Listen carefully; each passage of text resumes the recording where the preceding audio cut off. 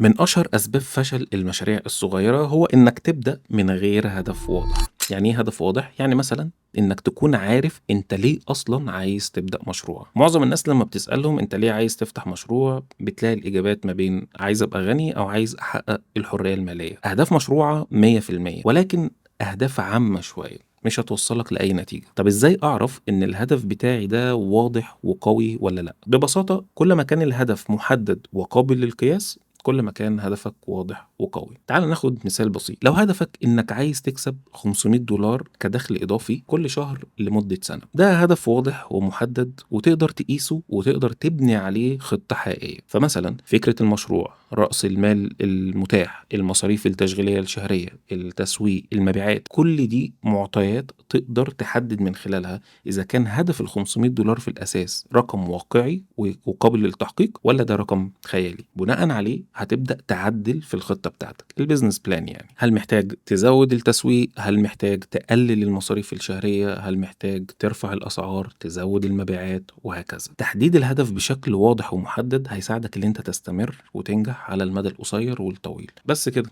قول لي بقى في التعليقات انت ليه عايز تفتح مشروع.